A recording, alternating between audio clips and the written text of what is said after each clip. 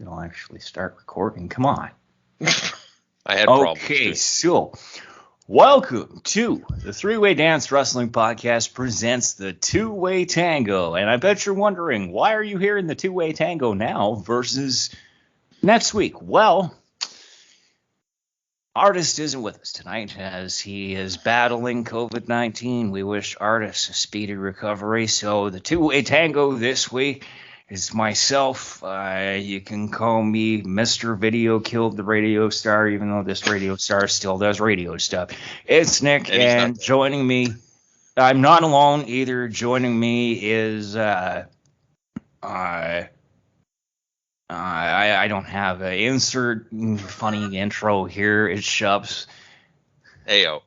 All right. So, and today, I guess in the last episode, we reviewed AEW's Full Gear, and we kind of left it so that we were going to review Survivor Series 2021. Given the state of things and given how things have progressed, we've kind of condensed the review portion. We're just going to do a recap of Survivor Series 2021 because, to be honest, I didn't watch it. I think you watched like 2 matches, maybe 3? I watched the first 2 matches, and I didn't want to go any further because I didn't want to ruin it. Those matches were good. And then when I heard what was happening, I was like, fuck it. I don't want to watch the rest. And I bet especially it had to do with one of the outfits. Well, that was pretty good, but the match in general was very good as well. It was very well done match. Right. So, yeah, I've heard that too. As again, I say I didn't watch, but we're gonna get to talk of Survivor Series 2021. But first, we're gonna start things off like we normally do in the Three-Way Dance, and we're gonna kick it into the news cycle. Several news bits to get to. Hopefully, it won't take long to cover them. I'm gonna start off with a few minor ones just to kind of appetize the whole situation, and we'll get deeper cuts of news as we go along. So first up, I think I did mention this to you. I'm not sure if it was in the group chat or if it was when you accidentally messaged my inbox. But Jonathan Gresham, of course, Ring of Honor talent, let go as a result of Ring of Honor's cutbacks, is starting his own promotion called Terminus. Which I didn't even think about till today. Terminus is actually brilliant considering the landscape of things right now. If he signs up enough release stars terminated from their contracts, well, Terminus kind of fits in. But he's actually booked the first talent to be part of the inaugural Terminus show, which is set to feature professional wrestling amongst MMA and such, as the description and poster shows. But he's booked Daniel Garcia, AEW's Daniel Garcia, and I read this and I thought, so maybe, I don't know, I guess maybe this Terminus might be something to look into. What do you think? Yeah, I mean, it depends if he gets a bunch of ROH guys, especially like the Briscoes, or, I mean, Jay Lethal's signed now, but he could still obviously go and do that as well. Plus, they got all the fucking WWE releases coming up and have already come, and potentially maybe the Era can kind of do a thing there. I don't know. It'd be interesting to see another company for sure. Is he backed by anybody? Like, does he have a financial backer? See, that's what I'm not sure. Like, the only information that I've been able to find on Terminus is that it's being manned by Jonathan Gresham, that he's booked Daniel Garcia. He's got an arena booked for the first show. But there's been no indication of who the backer is. Now, it's interesting to note, because you mentioned Jay Lethal, Daniel Garcia is an AEW contracted talent. So evidently there is contact between AEW and Jonathan Gresham. Whether that means Tony Khan has some sort of involvement, or even, let's say, a Cody Rhodes, because I'm sure he would have the money to do it. So it'll be interesting to see who might be involved. Maybe Billy Corgan's involved. I could see somebody like even Scott D'Amore being involved, given that he is like kind of the head of operations besides old dead Nornholm, that dumbass. Yeah, that'd be kind of cool. Get all like the American promotions other than WWE to do a kind of a thing together for their first show or whatever. That'd be really cool. Yeah, like I mean, and you got Kind to of like think how too. AEW started. Well, no, exactly, exactly. That's exactly it. Kind of do it the same way, but on a different kind of basis type deal. I don't know. I just overall, I am kind of interested to see how it plays out. I was really kind of intrigued when I saw that Daniel Garcia was booked because he's kind of like, I would say he would be amongst the hottest up and comers in AEW. Like, I mean, he keeps getting TV time. His latest thing is with Eddie Kingston. They've got a match this week. I think on Dynamite, actually. It's Kingston versus Garcia. Did you say Jonathan Gresham and Baron Black? I didn't mention Baron Black, but Baron Black is also part of that. And Baron Black Yeah. has been a mainstay on what, Dark Elevation or even Dark 2? I honestly didn't really know this guy existed until I started looking this up. I'm not sure who Baron Baron Black Black, is. that name Baron Black makes me think of the WWE 2K games. They had a developmental character called Baron Blade. And your developmental character always seems to be battling Baron Blade on NXT shows. And William Regal is always sending you against Baron Blade. Yeah. Going against Baron Blade, this guy with this green shitty mohawk and these stupid pink tights. That would It's make like a Matt Corey Riddle Graves gay. wannabe. It would make Matt Riddle look gay. Not that there's anything wrong with that. Not that there's anything wrong with that. We're all inclusive here at the Three-Way Dance. The Three-Way Dance presents the Two-Way Tango, a temporary arrangement. Well, we're all inclusive except for green people. Screw green people. Down with green people. What are we talking about, green people? Are we talking like the Grinch? Because the Grinch was actually... Yeah, but he was a heel. You shouldn't like the Grinch. But he turned face, though. He did turn face. This is true. He turned face. This is true. All right. So next up in the news cycle, this is kind of a minor one, but I find it interesting to note. Bray Wyatt has been announced for his first post WWE wrestling related appearance, but it's not until WrestleMania season. He's going to be appearing at WrestleCon 2022 on WrestleMania weekend, which I find is interesting to note, considering that AEW has supposedly wanted to bring him in, and they haven't been able to come to terms on anything. Impact had offered him a deal, and it said that they couldn't come to terms on finance elements of it. But what I find interesting is that this is the first thing that's being announced, and it's a convention. It's not an event. It's not a promotion for a movie. We haven't heard any more about this movie. So I don't know. Do we expect to see Bray Wyatt? Like, is he gonna surprise us and maybe show up somewhere unannounced? Like, I don't know. To think. I don't know. Yeah, I do think he is gonna go somewhere eventually. Just maybe he's biding his time and waiting for the right moment. Right now, it's there's a lot of talent and not a lot of places to work. So yeah, especially with like AEW signing up everybody and not really having a whole lot of room for any more talent. Right. I don't know, and I don't really want to see him go to the NWA. I think AEW is probably his best bet, but maybe it's just one of those things where he's just waiting his time to, the right moment type thing.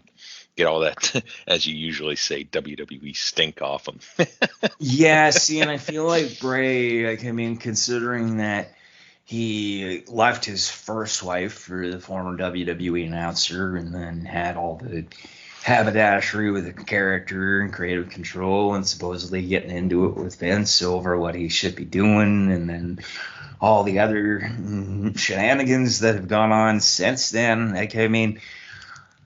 I would like to think that maybe he is waiting to see how his horror movie and how a new character is going to do in the eyes of fans before he tries to perpetuate another goofy bonkers character onto everybody. Like, I have to think that he's coming up with something, but to go then to a convention, it's like, well, fuck, like, yeah, where have you been? Yeah, I'd really like to see him be a cult leader again. I think done right, that could have been great. I mean, think of like Kevin. What the hell is his Sullivan. name? It's Kevin Booker Sullivan. Man. That's it. Yeah, Booker Man. Yeah. Think of like Kevin Sullivan in the '80s type thing. Like that'd be really cool if he could like pull off the Bray Wyatt character again. Even call him, because it was always said that it was Bray Wyatt was based off of Max Caddy from Cape Fear. Call him Bray Caddy or Max Wyatt. Max Wyatt. I do like Max Wyatt. That is pretty good. That sounds like a cult leader. Decree of Maximilian Wyatt. And it's not that phony bullshit that the Fiend turned into, right? That's what I really like about the Bray Wyatt rather than the Fiend. Yeah. I did like the Fiend in the beginning, but it became too much like smoke and mirrors and not enough actual sustenance. I think it's something like, I am here as a spiritual representation of the Exalted One. You can call me the Reverend Maximilian Wyatt, and I'm here to save the Dark Order from the clutches of the Hangman, from the clutches of the evils that come with unfound friendship. If he only wanted you for protection. If he went in and actually did something good with the Dark Order, I might be into it. I don't know. I'm just not a Dark Order fan. It's hard to get behind them when they're doing trust falls in the back. It really is. Yeah, I hear that. Speaking of hard to get behind, how the hell do you get behind the WWE Women's Tag Team Championships when yet again we have new WWE Women's Tag Team Champions in another thrown together team of Queen Zelina and Rhea Ripley being crowned champions last night. Of course, Dana Brooke was also crowned 24/7 champion, but I really don't care about that. Why Queen Zelina and Carmella? And I guess the big question is this it for Nikki Cross and Rhea Ripley? Like, are they next for the future endeavors list? Nikki Cross, I think, should be. I don't understand why they dropped the ball with Rhea Ripley like they did. I really don't. It doesn't make any sense to me. No, maybe and Khan doesn't like her. I don't fucking know. I guess she doesn't fit that like Disney aspect of them now. No, and what I'm thinking too is that, and we're going to get to more on this in a minute, is that Rhea and Nikki don't fit the current vision. They're getting older. I think they're both mid-30s at least. And they don't fit the current vision of WWE. Both are Triple H's people. And as is becoming more and more evident each time a release list comes out, it is more and more names that Triple H was responsible for bringing up or molding into superstars. You know what's interesting though is Rhea Ripley's only 25. Really? Yeah. I just found this actually. I didn't know she was quite that young. I figured she was in her 30s. I guess so because of size and work ethic. Like she looks like she's a vet. Even the look of her, it looks like she is in her 30s. Like, I mean, I don't mean that in a bad way, in case she ever happens to find this, which I don't know why she would. But Rhea Ripley's gonna be coming to your house and beating you. I hope not. I mean, I'm not even gonna be here next week. It's true. I would like to kind of be here. Somebody famous is gonna show up. Like, that's true. That's a moment. Like, I mean, I don't know. Maybe they just don't fit the current vision. I know as part of our next topic here, Tommaso Ciampa believes he doesn't fit with the current WWE vision for NXT. Which, I mean, once he drops that belt to Braun Breaker, I think he's as good as released. Do you think they're actually going to do it now? Because I feel like they should have just did it at Halloween Havoc and got it over with. I do think they are going to do it, but I am starting to think more and more that it is going to be by way of Braun turning heel and deciding that he is not Breaker, he is Braun Steiner. And then we're going to see more of Scott, more of Rick, and potentially a Hall of Fame induction for the two of them. Especially because they want to make NXT TV 14. Braun Breaker is not TV 14. Braun Steiner, who's talking about all the bitches holla if you hear me. Like, I mean, big nephew Pump right here. I think that's a mistake turning him heel, though. He's such a good, like, fired up babyface right now, especially. He is a great fired up babyface, but they need to figure out if he's a Steiner or a Breaker. It's like, figure out if Solo Sikoa is Solo Uso. He could be a Steiner though and be a baby face, like that's. Yeah, I think so too. Yeah, I mean, 100%. if anybody saw Rick or Scott Steiner or both of them right now, they'd be like, "Holy shit!" And here comes all the 33 and a third bullshit stuff that WWE's suddenly going to start making money off of. It was funny the first couple times, and I mean, Ciampa had a good fucking promo on it. What was that You last got week? about a 33 and a third percent chance of beating me there, son.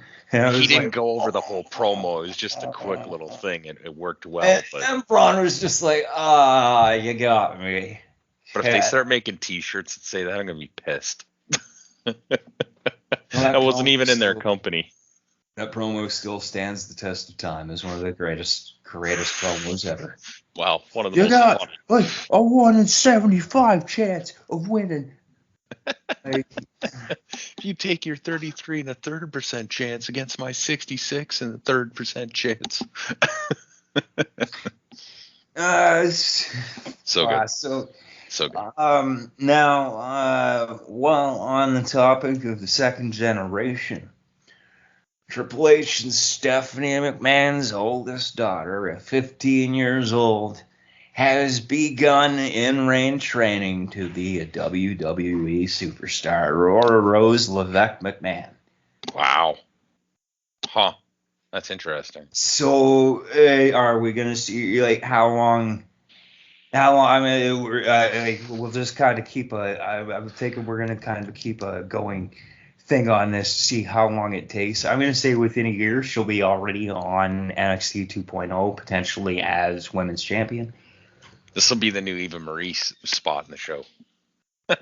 Oh, and Aurora Rose Helmsly news.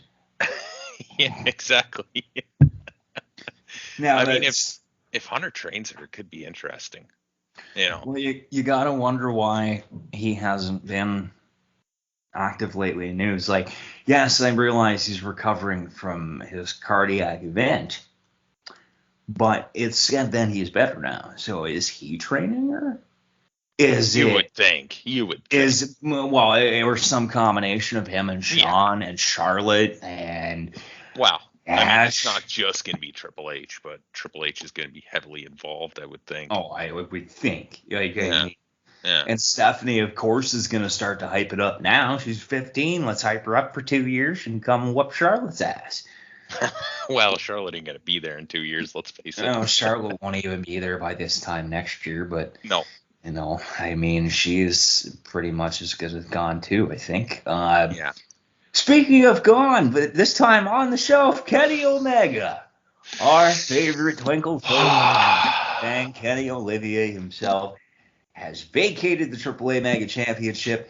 Samurai Del Sol and Hijo del Vikingo currently are announced as the contenders for the championship. Apparently, there's going to be more announced. Kenny's having surgery done, and apparently, Matt and Nick Jackson, the young fucks, are out too. Because one's got an issue with his neck, and the other's got an issue with his knee. So, I might actually start watching Dynamite. Well, but I mean, come on. If all three of them are out, are we really expected to believe that KOR isn't coming? Well, I mean, Cole just teamed up with Bobby Fish on.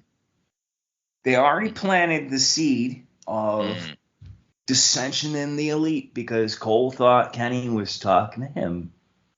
But as Kenny said, Doc, Adam, I'm not talking to you. You just got here. I'm talking about Nick. Well, they are the ones who pretty much screwed Kenny at fucking Full Gear. So, but I mean, you got to.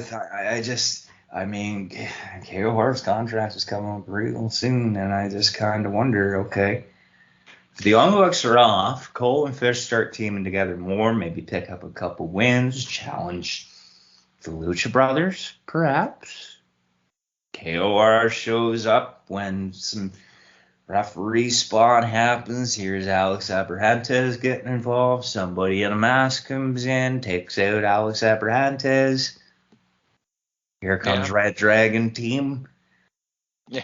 Unmasked as Cole and Fish win, and here's the era. The Elite is no more. The era is reborn. Boom! And then Dynamite cuts to black for the week. Rampage. Oh, JR, what is this? What do we have in store for Rampage? Good night, everybody from St. Louis. Don't forget for Ulysses Skittles. Donate money to the Cancer Foundation. That's horrible. Well, no, it's That's true. horrible. Best Donate money wishes. to transfer. Best wishes to Jim Ross in his ongoing battle with skin cancer. But like, I don't know. Kenny vacating the AAA Mega Championship. He's out. Now the Bucks are like, oh well, we're hurt too, so we're not cleared. I'm just like, I'm glad that Dynamite is actually watchable now without having even the shenanigans from those three, because maybe this will be a way to prove that AEW doesn't need the elite all the I time. think in the beginning they did, just because that's what that fan base really wanted. But now that they got guys like Punk, they got Danielson, they've got Cole, they've got Miro, names and names and names and names. They don't need him anymore. I love him is huge for some reason. Yeah, I love Eddie Kingston, and I've been vocal about that, but I don't understand how that crowd is always going bonkers for that guy. It's because he says he seems real. But he seems real, but he looks outlaw macho. Well, he does. He looks like the knockoff outlaw macho. But that's the thing with that company, is they still got a lot of the dollar store. They still got a lot of those fans, though. They really do. I mean, look at the Nick Gage match and Jericho and all the other garbage matches they put on. Will's probably having an aneurysm while he listens to this, but don't go too hard there, artists. You got to recover there, like lots of fluids, the clear ones. But I mean, they still have that fan base, so and Eddie Kingston, he has some great promos. He throws some great hands. I'm not a big fan of his. I don't really care for his work, but I can see where people like him because he does seem real. His promos seem real. It's not staged. He is who he is. He says what he wants. Yeah. I'm not a big fan of him either. I do think one of the best lines he has given is, "Do me a favor. Quit. Leave again for 7 years. Nobody wants you here." I was just like, oh. That was pretty good. That was pretty good. Although leave again. Go away for 7 years. People do want Punk there, but I mean, that's just him being a heel, right? So, but it's him being a heel. But you have to wonder how many of them secretly back there, just like, Phil. I just think you are a piece of shit for taking the money, because it was the money that brought him back. Well, sure. Why wouldn't it be?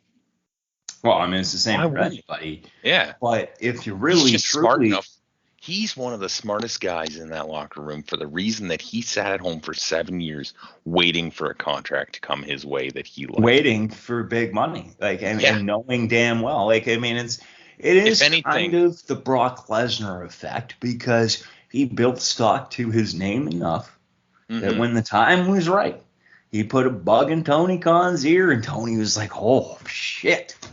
and made a ton of money. Yeah, I mean, who's to say Tony Khan might have hunted him out, might have said to him, "Hey, what's it going to take?" And then he probably just gave a dollar amount, or asked Tony to give him a dollar amount. Was like, and Tony was just like, "I got to talk to my daddy. Hang on a minute. He's on line 2. Hey, Dad, I got CM Punk on line 1.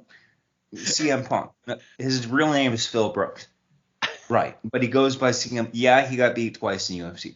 Right. But he's been retired from wrestling for 7 years. Yes, he's the one that everybody chants to. And that's the thing, too. He was in the UFC. He was in another major sporting that was real, that is real, So it brings a lot of legitimacy to it as well, even though everybody knows it's work. But let's see here if there's any other major. Oh, there are a couple others before back to the Super Click thing, though. They're obviously going to come back. It's only a matter of time. The fan base will want them back, and seeing them against the Era would be very interesting. However, I do hope that they all learn new holds, so to speak, and just find something else to do rather than go back on TV. But, I do think, though, and it's interesting you make that point, because people will want them back. They will. And is 100%. this the way you turn Adam Cole heel without actually making contact with Matt and Nick Jackson and Kenny Omega? You turn him heel. You have them form the era and take over AEW. I mean, you say and turn then, heel. He already is heel. Okay, but you have him double down on that. Yeah. Well, he could just stay heel, and when they come back. And then when you think that they come back as baby faces, like they're attacking, let's say they attack Callis. Don Callis shows up, but Omega and the Bucks aren't with him. Why are you here, Don? Adam, I came to talk to you. No. See, I do the talking around here now, Don. And he just beats him up. Super Kid Party. Out comes the Bucks first. And then as you think that the area, then Kenny Omega, North Carolina. Out comes Twinkle Toes with some sort of Terminator outfit on, like he normally does when he's coming back from hiatus. Finger pointing and gyrating. And for some reason wearing Don Callis pink. Don Callis is crying like, oh, the Savior is back, and everybody's freaking out. Oh, fuck. Speaking of fucking horse shit, this gold egg. Oh, yeah, what was this about? So I saw Vince holding it. He had a conversation with Roman Reigns that I could not understand a word that he was saying. Skipped through a bunch of it, and then I heard that, like, somebody stole it or something. Okay, so here's the rundown of this ridiculous angle. Red Nose starring Dwayne Johnson or The Rock or whatever the fuck you call him now, sponsored The Rock. Survivor Series. Well, in other words, The Rock sponsored Survivor Series. Yeah. And in turn, this stupid little movie prop, Cleopatra's Egg from Red Notice, which is apparently worth $100 million, even though I'm pretty sure I spotted something like that at a Dollarama the other day for $4. It did have a Christmas tag on it, but I'm pretty sure it was the exact same. Anyway, so if for those U.S. folks out there, your Dollarama is the Dollar Tree or the Dollar General. Hey, we have Dollar Trees here too. We do have Dollar Trees, but they don't have Dollaramas. They got Dollar General, and I think there's like Dollar Giant or something like that, or Dollar Great, or I know it. So actually, a brief interlude. This is fantastic. In the UK, it's called Poundland. Oh, that makes sense. Right, because the pound. But I mean, think about it. Poundland. Hey, I'm going to Poundland today. You say that to somebody over here, it's like, oh, going to Pound Town. I'm praying for you, my son. Like that's normally how that would go over here. But no, the gold egg. So basically, they ran this whole storyline through the pay-per-view that how Vince was so proud of the fact that The Rock gifted him the real Cleopatra's egg, not the movie prop, and that it was worth $100 million. And Reigns threw in a chime with, "That's almost as much as my next contract." Bastard. That's amazing. And then by the end of the pay-per-view, the egg was stolen. So leading into Monday Night Raw, everybody on the roster had to be present. And it turned out Austin Theory stole the egg just to take a selfie with it. He didn't want to ask because he didn't want to look stupid. But then he saw how upset Mr. McMahon was, realized there was the WWE Championship match on the line. So he figured he would bring it back. He took a selfie with Vince. He got his WWE Championship match and was squashed by Big E. What the fuck? What is the purpose of that? He looked so good. So the second match I watched for Survivor Series was the Team Raw, Team SmackDown men's match. And near the end of the match, he looked phenomenal. It made me want to watch more of him. And then you're telling me this, and I don't care anymore. That's the thing. And I saw that at Survivor Series, and I heard I have Raw on DVR, and I will admit that I have watched the first match from Raw, which was Riddle cosplaying as Randy Orton versus Dolph Ziggler. They say cosplaying. He had little black trunks on. He had a little shitty fake mustache, little shitty fake goatee. He pulled back his hair, and he was talking like this. I'm the Viper, the Legend Killer. I am Randy Orton. And Randy's like, I told you to be like me, not be me. He's like, but Randy, look at me. I'm like the apex predator. It was just fucking, but the match was all right. And he's gonna be the next R-Truth in no time. Orton did a good Bro Derek. I will say that. He hit the Bro Derek after Riddle hit the RKO. I feel bad for Austin Theory because it seems like this latest Raw run is going to be by way of the last one. He was a disciple. Yeah. Yeah. So, I mean, it was him and Rollins on Team. I mean, he ended up getting eliminated by Jeff Hardy, but they were the last two on Team Raw. I thought maybe they were going down with it again. And I'm like, I'm into this. I wondered about that, and I thought it would be a good idea.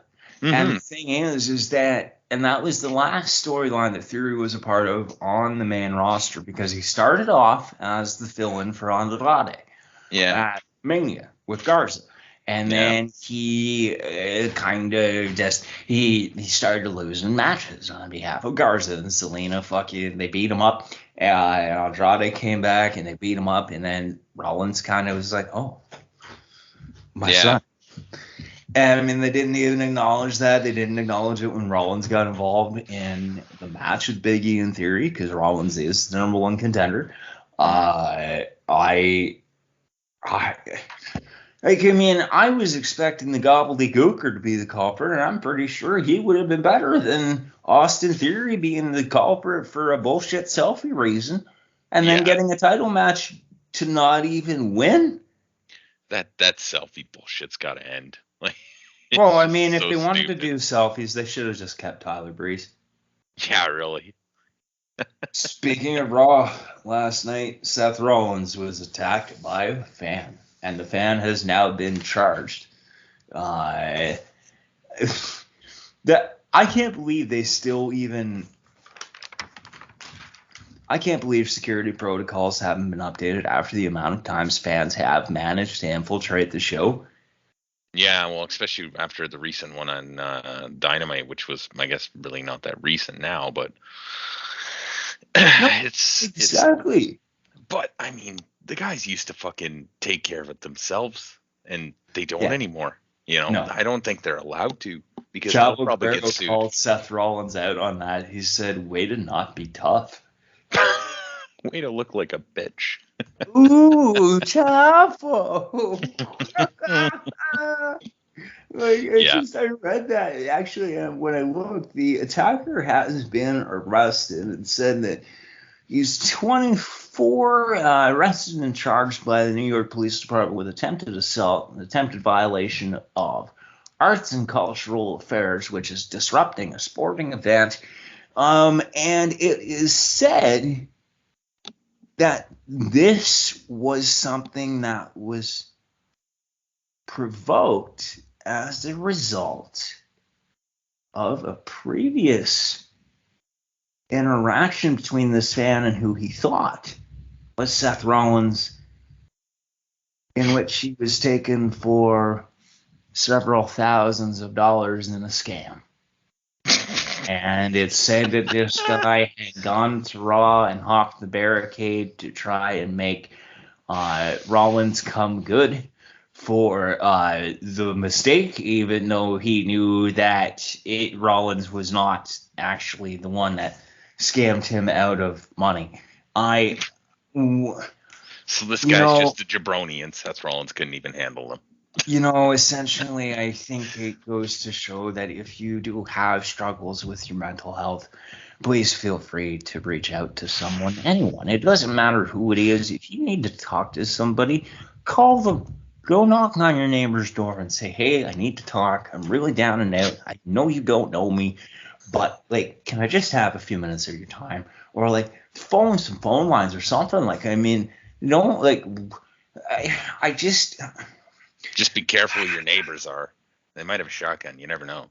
Yes, especially you're right. They might. In the U.S., you never know, if right? they're in Wisconsin, we'll just say they were acting in self-defense. Sorry, I know that's a hard topic, but hey, there was a question about that, which I mean, we already saw what happened. Oh boy, I don't know if we're gonna talk much about that because I don't want to get into that. I did have how the Superfan documentary, the story of Vladimir, has been shelved indefinitely, which I mean. Why do you want to show footage of a Superman of WWE past and not WWE current, where it's basically the Amazing Roman Reigns and Randy Orton show featuring everybody else? You said Vladimir. Yeah, the story of Vladimir, the Superfan. Oh, okay. Sorry. I was thinking something else. My bad. Not Kozlov. Mm-hmm. That's what I was thinking was Kozlov. I'm like, what? Vladimir Kozlov. No, they didn't make a documentary on that. Although that would be very good. That would be good if we all remember, right? Vladimir Kozlov's first appearances on WWE TV, whereas new WWE signee, and I love double E. So I mean, it would kind of fit if he was Superfan Vladimir, but no. The Superfan documentary on Vladimir the Superfan, the one that has been to every single WrestleMania, including to the crowdless WrestleMania. He was offered special tickets on the basis that he did like 6 COVID tests in the 3 days. Jesus Christ. Mm-hmm. I fucking didn't like doing one. I think I saw him that he did 14 days quarantine before. He did 14 days quarantine when he got there. And then he went to the event and spent another 14 days within the WWE bubble or whatever in Florida. It's just bonkers. But I mean, if you're a super fan, but why would you air a super fan documentary when half the people the foundations of the company are being stripped away and you're just kind of ignoring everything else? And speaking of which, 8 more releases, and once again, names that had no business being released, some of which were just called up, were still getting pushed. I mean, Shane Thorne, Jackson Riker, Tegan Knox. Okay, Tegan Knox hadn't been on TV. She wasn't really getting over on the main roster. They didn't give her much of a chance. She was injury prone. I can kind of get Tegan Knox. Jackson Riker apparently had nuclear heat, which leads me to think, why wouldn't they just fire him last summer when he touted support for Trump? Instead of because they like Trump. That's why. But they fired his teammates, gave him a push, and then blamed it on him when he didn't get over. They fired him. Well. Hey, sorry about your damn luck, pal. Guess you should find James Storm. Drake Maverick, of course, once again. And he tricked us. He put out a video and he started crying, but then that didn't work. That won't work this time. I love how he threw that big in there. That won't work this time. Well, no, obviously not. Fool me once, shame on me. Fool me twice. Or shame on you, Phil. Fool me twice, shame on me. Shane Thorne, we never got to saw Slapjack Dundee, which is probably for the best. Slapjack Dundee. But I guess the biggest ones, John Morrison.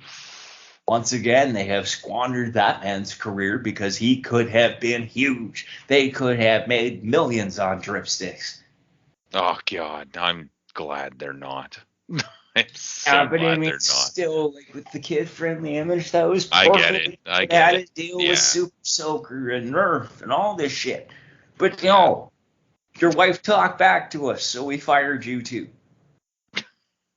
And then Hit Row, I think, is the biggest one of that. Isaiah Swerve Scott, Top Dollar, AJ Francis, Ashanti the Adonis, just 29 days, not even 29 days, after being called up to the main roster, after BFAT was released, after still getting pushed against Jinder Mahal and Shanky, all 3 of them cut.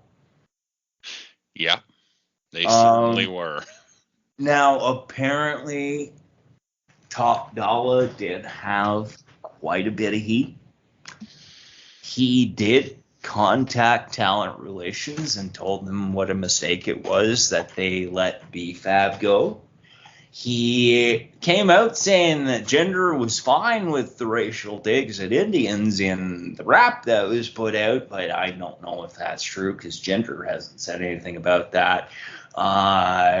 It said that Top Dollar was hard to work with in NXT because he thought he was bigger than what he was.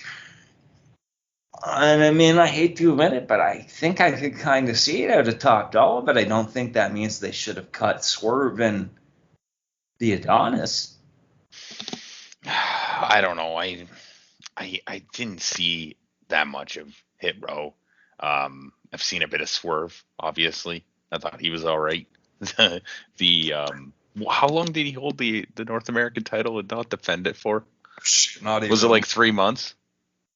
Maybe it was something like that because he beat Bronson Reed, and then Bronson Reed was released like a week later. Yeah. And then he held it for like 4 weeks, gets drafted to SmackDown, retains against Santos Escobar, loses in a squash cash into Carmelo Hayes, gets called up, doesn't even have a match on SmackDown, and gets released. Hit, bro. Wicca, wicca, wicca, wicca. Like, come on now. We made the jokes, but I can't help but feel like the more they release, the less of an audience they're going to maintain. Like, how do they... Yeah. Swerve held the title for 105 days. So that's... That long? Like 3.5 months, I guess, or something like that. Yeah, I know it was a long time, and like he only defended the title once. Twice, technically. Was it twice? In his second defense. Oh, well, yeah, I guess, yeah. Because it was Santos, and then he lost it to Carmelo Hayes, which I still don't know who the fuck that guy is. Was the Santos one the 6-man tag? No, that was the one with Bronson and MSK. Oh, yeah, that's right. Swerve won it, and then Hit Row started a feud with Legado del Fantasma. And that's when Legado del Fantasma brought in Electro Lopez. And then they didn't do any kind of 4-on-4. They had a BFAB versus Electro Lopez match, and that was the shits. And then they call up Hit Row. But they still did the blow-off feud because they had the holdover between when the draft takes effect. So Swerve and Santos had the match. Santos should have won. But then Swerve retained. Out comes Carmelo with Trick Williams, who had just helped him retain. Turned. But Carmelo is more over and as a face than a heel. And then they throw Pete Dunne and fucking Gargano at that poor bastard. He's going to sign a big money deal and be made to look like bullshit. Yeah. Fuck. Speaking of bullshit, Survivor Series 2021. Yes. I'm kind of glad. What I saw was good. You watched 2 matches, and you probably watched the 2 matches that anybody would have wanted to see after the results. That the Charlotte and Becky match was the only one I was looking forward to. And I know we've seen Charlotte and Becky, I don't know how many times, but just everything that's happened in the past couple months with the whole like belt transfer on SmackDown. That's exactly like, all the shit they've been saying like on Twitter and stuff. I was like, holy fuck, this will be, and they're both good workers too. You knew it was going to be a good match anyway, but all that backstage stuff and this match, it honestly looked like they were hitting each other pretty fucking hard. Well, it looked like they were taking liberties. And see, and the thing is too, like Seth Rollins has come out and said that Becky didn't want to actually do the match given the tension. And it does kind of make you wonder how much of this they are blurring the line of, or if there is actually this much heat, because like even Becky's promo on Raw last night, like scathing the fans and it just is. You know, and I get like Charlotte might be frustrated overall, which I mean, she's a Flair, regardless of how much you give those people, they seem Well, to want more. Uh, and let's be honest, the way that they did that with like passing off the titles because you're on different brands now was such a bullshit way yeah, of doing the whole thing. It was just and stupid from the get and go. considering the history already between Charlotte Flair and Becky Lynch, and considering like we know even the most casual wrestling fan knows that no wrestler would actually want to give up a belt like that and just transfer it. Like, what the fuck? Yeah, that's like, stupid. It's the stupidest, and it just makes your whole thing look even more like a presentation with props, like a stage show. And I think even Cornette said this week on one of the shows, whether it be the drive-through experience, he mentioned how he could see Nick Khan's vision of WWE being a touring stage show. And there's like the WWE tour, and it's just like, here's Roman Reigns and like a couple other people. Well, see, and there won't be wrestling anymore. It'll just be sports entertainment. So kind of you'll get like a match and back to the releases part of it. I mean, I can see it being a bunch of spots and no work. That's what it's going to be. It's just going to be people doing moves to each other. It's going to be like AEW, but worse in the fact that it's just going to be people doing moves to each other. That's it. Trained to do said moves. Trained to do. Not trained for sports entertainment. Trained to act. Yeah. And that's why it's stunts. That's it. Like, I mean, whether Comcast buys it, having parent ownership over NBC, or whether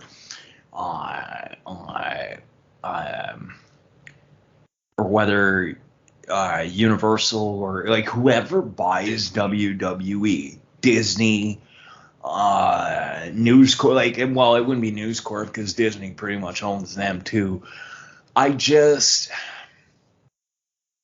It makes me think that Tony Khan has bought Ring of Honor, and that's why he's not saying anything and saying like, like more like the details will be worked out. Like, he's not specifically alluding to anything. It makes me think he has bought Ring of Honor with the expectation that WWE is indeed going to sell, and that he's going to try and capitalize on that and try and get into WWE's TV deals and try and overtake the whole market. I think Vince treats Tony Khan to be somewhat of an ass, to be somewhat of an idiot. And I just kind of think that he's not going to. Well, I mean, he's already released a ton of talent expecting Tony Khan to sign them, and he's signed like maybe 4. It's almost like he's daring him at this point. Yeah. Go ahead. Sign them all. Because the idea is that he'll sign them all, put himself out of business. Yeah.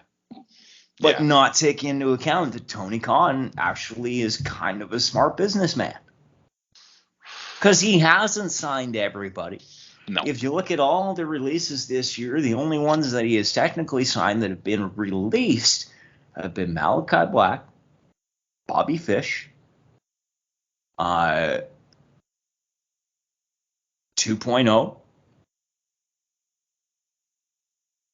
Shit, that's it. Yeah, because the rest of their contracts just expired, right? And they were trying to sign them, but they didn't. Like, I mean, Danielson, he just signed his contract was up. Adam Cole, the same thing. Yeah. Leo Rush, I mean, he wasn't he was released last year.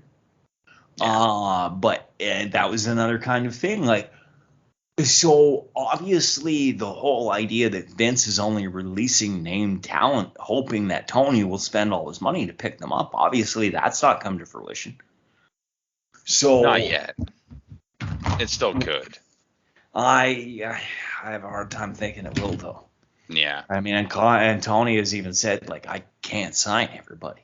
I'm just kind of wondering if in 10 years we're going to see, like, shoot interviews from Steph and Triple H and Shane just going like, yeah, Vince lost his mind. Yeah, it's just like Dad lost his mind. We don't know what he was doing anymore. He hired this Nick Khan guy who just started like firing all these people, and then he had no control over it. And then, And next thing you know, Paul Levesque started working for Tony Khan. Yeah, I wish that they would just give Trips and Steph the company. And well, obviously that's not going to happen. Trips handles the wrestling part, and Steph handles the business part, because I do think she's pretty good at the business Shawn part. Michaels and Kevin Nash can be your talent recruiters, and Not Regal. Kevin Nash. Okay, Shawn Michaels and William Regal and Matt Bloom and fucking R-Truth. Move R-Truth from the main roster to fucking recruiting, and fucking Jeff Hardy and whoever else is older on the Rey Mysterio. We're getting so off track here, but watching the match, the Survivor Series match, the men's match, I was just watching Jeff Hardy in there, and I'm just wondering if they're keeping him employed at this point so he doesn't go to AEW and kill himself. No, they're keeping him employed so he doesn't go to AEW in general, but I think because, and actually we are talking the Survivor Series anyway, so we're kind of starting, like, when we get into the team match, I mean, Austin Theory looked brilliant, but Rollins was sole survivor. Jeff Hardy looked great. Jeff Hardy has alluded in interviews that a reunion with Matt is coming sooner than later, and contracts expire. Contracts expire. His WWE contract would be about expired by now. I don't believe Matt Hardy only signed a 2-year deal in 2020 with AEW. I really don't believe that. It's hard to say. I just don't really want to see Matt Hardy anymore. I don't want to see the Hardy Boys. I don't want to see Jeff Hardy go to AEW. When they came back to WWE and they were doing the run there, that was pretty cool, right? That they were still able to do some stuff, but that should have been their retirement run. Yeah, it really should have, like the Outlaws or like the Broken Matt was bullshit. Yeah. Broken Matt and Bray Wyatt was bullshit. Yeah. Going back to Broken Matt and teleporting through an empty arena at fucking Daly's place was bullshit. Yeah, although I will say I do have a Mower of Lawn shirt, and I fucking love that shirt. Such a brilliant shirt.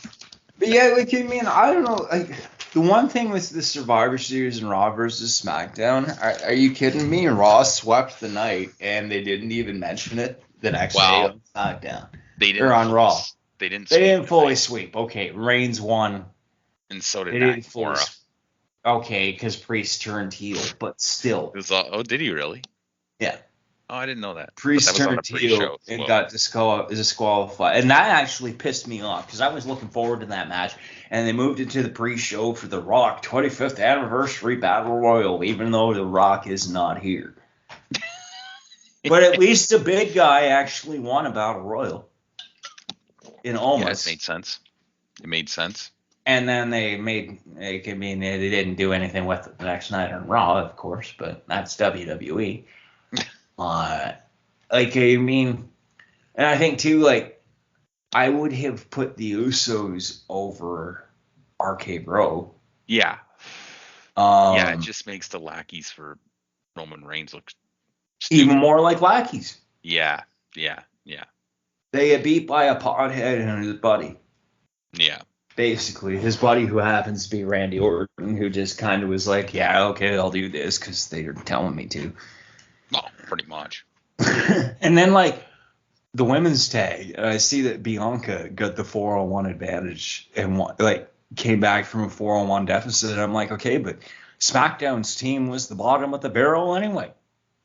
Sasha was the only one that was getting a push on the SmackDown team, and even then, it was just kind of like, Yeah, she got counted out. What's that about? Shit. Exactly. She got counted out because they didn't know what to do with somebody who's actually talented. Yeah. Right. They could have, I read the results of Survivor Series, and I was like, I get it. It's the brand versus brand stuff, and I get that there's only going to be so many things you can do. But if you're going to make it so one-sided anyway, why are you even fucking doing it? Why? And then you're not going to follow up the next night on Raw because you have too much priority over a bullshit movie prop. Like, how do you Survivor Series isn't what it used to be. Well, I Brand mean, warfare is just stupid. It was okay when NXT came into the mix. It was kind of cool, but it was kind of cluttered. I found it was a little cluttered, cool, but it was cluttered. Well, the problem was when they did the Survivor Series matches, because how the hell do you do 15 men standing on a fucking apron? It doesn't make sense. That's why you never have 15 men in the same time in the Royal Rumble. It's ridiculous. Yeah. I mean, they do battle royals with that, but anyways. Yeah, I mean, I don't know. I feel like if they didn't want Survivor Series to look even more like a glorified house show, at least make it so that the outcome at the end of the evening is a little bit more evening, like as to SmackDown got 3 and Raw got 4, or they tied, or something like that. See, and I've been watching a lot of the old Survivor Series lately because they've been on free on the network, and the original idea of having these teams fight it out all night and then having all the survivors have like a match final and say like put like a $50,000 kind of purse on it, where like the winners, the surviving members of X team who wins gets to split this $50,000 purse. I think that'd be a cool way to do Survivor Series. And I don't remember them ever mentioning money. It was just like, hey, yeah, we won, cool. But I think that'd be a more interesting way to do Survivor Series than this like bullshit. And they could even make it so that, you know, they have a Raw Survivor Series match, they have a SmackDown Survivor Series match, and then the winners of those matches go on and have a match. You know what I mean? They could even intermingle a little bit in there. And and that would be kind of a money way to do things. Mm-hmm. And I mean, we've been going on about Survivor Series now, and in terms of money, and obviously WWE is making money. But when we talk about money on this podcast, we got to talk about saving money, and the good people over at Movies Are USA have been ever so kind and to sponsor us here at the Three-Way Dance Wrestling Podcast. Of course, normally we are the Three-Way Dance Wrestling Podcast. Tonight we are the Three-Way Dance presents the Two-Way Tango, and apparently maybe we don't sound like shit. I don't know. We've been going for almost an hour now, but if maybe you're you're still kind of preferring the homebody life and you don't want to get back out there, or maybe you're not ready to go back to the movie theater or comply with your local guidelines, or whatever the case may be, and you just want to take advantage of at-home media, we have a promo code. It's Three-Way. That's the word three-way, all one word. If you go to moviesarusa.net and you check out the thousands of titles they have, brand new, old, maybe something you've never heard of before, you can save a whopping 50%. It's going to cost you at least $26 to go to your multiplex for 2 people, and that's only for 2 tickets, folks. That doesn't include your $10 bag of small popcorn that'll take you 2 minutes to eat during the shitty movie trailers. That doesn't include your watered-down Coca-Cola that's not actually Coca-Cola, but it's actually RC Cola. They just masks Coca-Cola on the machine that you pay $10 for as well. That's Canadian. 50%. That's 50% off. You can see Dune for even cheaper than the Canadians are seeing it. That is, yeah, we're talking Canadian prices here. I don't know what it's like in the States. I have no idea. The last time I was over there was 2 years ago, and I was at a singing diner in New York City. They were singing to me as they were throwing straws and giving me fruit for breakfast. And I'm like, this is fantastic, but like, holy shit. Like, what the fuck is this? No, 50% you could save at moviesarusa.net by using that checkout code Three-Way if you want to get in on sale. Actually, you know what? I'm going to go over to the website right now to see what they've got available, see what kind of the big ones are out of print. Let's see here. Yes, movies. And they do ship to Canada. How about that? So you can save 50% in Canada as well. But yeah, no, they've got hard to find stuff. They've got the newest offering from Tom Hanks, Greyhound from Apple TV. $35 is the price, but if you use their checkout code Three-Way, you can save 50%. You can get it for $17. That's almost the cost of 1 month of Apple TV. That's like the cost of 1 month of Apple TV. 50%. Go over to Movies R USA. You can save big time. And then you can go over the Dollar General or the Dollar Giant or the Dollar Ass or whatever you call it. Buy your $1 soda that you're guaranteed not to be RC because they've got the Coca-Cola. You can go home and you can watch that new Tom Hanks movie. You don't have to worry about your Apple subscription. You don't have to worry about going to the multiplex. You don't have to worry about getting in touch with people you don't know whether you're going to get sick or not. Once again, artist, speedy recovery. We wish you drink those clear fluids. You might find something from redsports.com where you can save 15% using checkout code artist. Once again, we wish artists a speedy recovery in his battle with COVID-19. I'm not going to say whether you should get the shot or not because I understand it's very polarizing anyway, and we're not here to do anything about that. Like I said to Shubs earlier in our group chat, I had a feeling that this two-way tango was going to kind of sound like Uncle Corey and old Brian Last over at the Experience. And I mean, that kind of promo bit there, I just threw that together. I just won that. I mean, we definitely appreciate our sponsors, folks. I mean, we make the jokes and stuff, but we definitely appreciate our sponsors, considering the fact we don't actually see any sort of revenue or anything from this. The fact that there are companies out there that are like, we like the fact that three dudes get together, probably inebriated on Tuesday evenings, and just riff on wrestling and whatever else they come up with. So we do thank our sponsors. I don't know what the fuck. Seamless transition, great advertisement. Let's move on. Let's move on to everyone's favorite game. It's word association with wrestling twist. We're going to play the 3-word dance the way we're going to do it this week. Shelby and I each have 3-word dances. Now, normally, of course, artist and no contest do play a role in the 3-word dance. Since artist isn't here tonight, it does give a chance for no contest to get some points. I'm just going to say this right now. Let's say we'll get 3 chances each. Won't give. I mean, mine are relatively easy. I mean, we'll give one hint if after. Like, I mean, we could. Yeah. We'll do basically the normal way. We'll do it the normal way. I don't know how the points are going to factor in here. I mean, the points don't really matter anyway. It's like whose line is because points don't matter. Everything's made up and the points don't matter. That's right. The points don't matter. Just like. Does WWE really even matter anymore? Couldn't they just sell to NBC? Well, they matter, but apparently their talent don't matter. Oh, if you're a former WWE talent out there, and this podcast happens to fall in your lap, we are open to potentially doing interviews. Let us know. I'm sure none of you will, as I'm sure none of you are former WWE superstars. But hey, you never know what happens. So I guess I'm going to start it off. Your first 3 words for this evening's Shubs are money, hands, chin.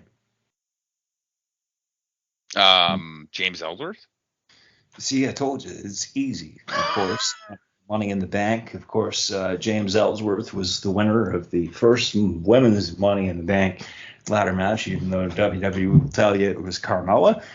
Hands, because every man with hands has a fighting chance, and chin, because that chinless, stupid bastard. I forgot about the Money in the Bank thing. I wasn't thinking of that when I saw that. I thought of the other two, though. It's probably good that you didn't think about that. I mean, that was something. That was so stupid. That was just, like, I mean... We'll fix it the next night on Women's SmackDown. Revolution, right? Women's Revolution. Here's the band with the first women's Money in the Bank. So you're up. That's the point for you. I mean, we'll have to report actually here. Where's my pen? There's my pen right there. So that's one. Well, of course, artist is going to listen to this. Oh, I suppose. But, I mean, as he is recovering, we don't expect him to keep He's tally. totally going to list us, make sure we didn't fuck up. Well, what exactly is going to be constituted as a fuck up? We've already been I don't know. 4. We've done two. We did two promos in one. We went on about the news for an hour. Somehow, and we integrated Survivor Series into it. I mean, we don't really have a lot more to do, but I'm sure that's true. Like, I mean, I think I would say this has been pretty good so far, considering the circumstances. But yeah, so that gives you another point total on the board, which is only going to mean you're going to get more of a chance to catch up to me. I guess. What's your first trio of words or 3-word dance, if you will? My first 3 words are shop, team, brother.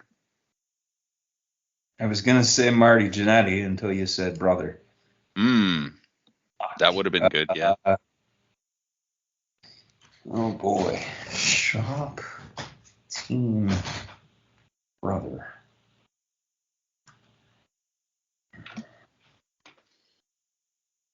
Oh, fuck, yeah. See, as soon as...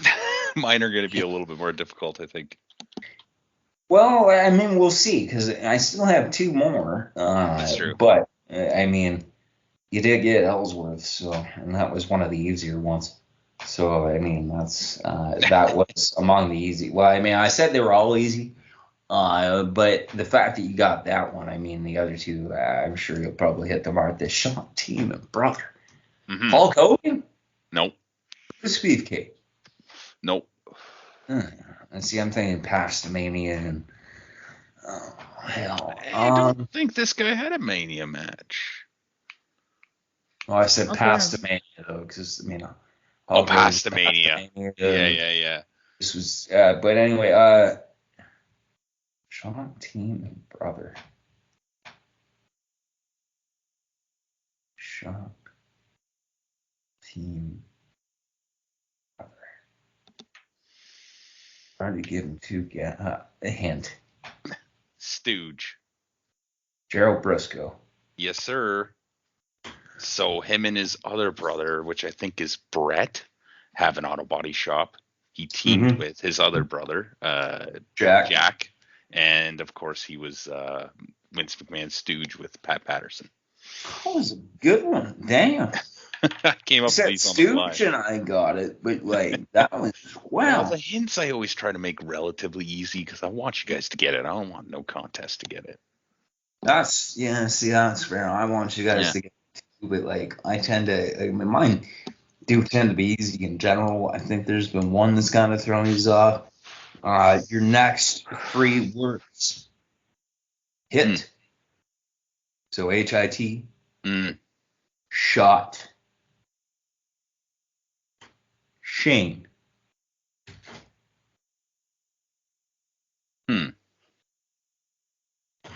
Hit. Shot. Shane. Kane? Nope.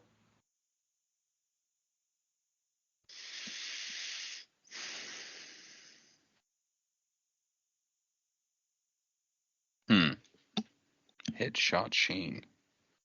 Shane shot, hit.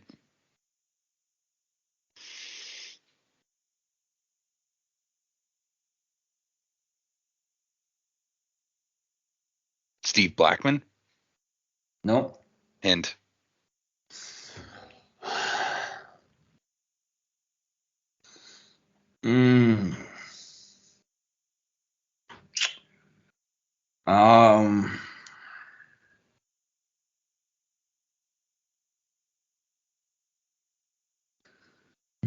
That's not going to give it away.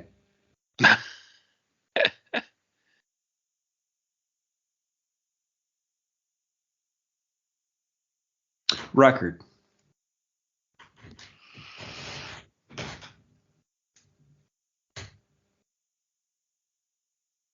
Huh. Hit, shot, Shane, record.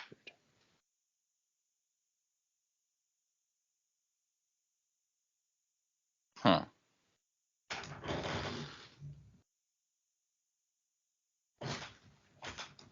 Who had a record? Oh, record could mean a bunch of different things. Record could mean an album. Record could mean they were undefeated. Record could fucking mean I can't remember what the other one was I was thinking. It could link to another word in the initial 3 words. Hit, shot, Shane, record, or hit, record, shot, Shane. The only thing I can think of right now, and I don't think he would have done this, but is it a member of Hit Row? You're getting warmer. Who is it? Oh, God. The only name I know off top, well, BFAB. No. So I'm gonna give it to no contest. It's Swerve. So Hit Row. I was gonna say Swerve. Kill shot Shane Strickland. He was kill shot in Lucha Underground. He was Shane Strickland. Otherwise, Shane Swerve Strickland. Of course, record, Hit Row Records. Yeah.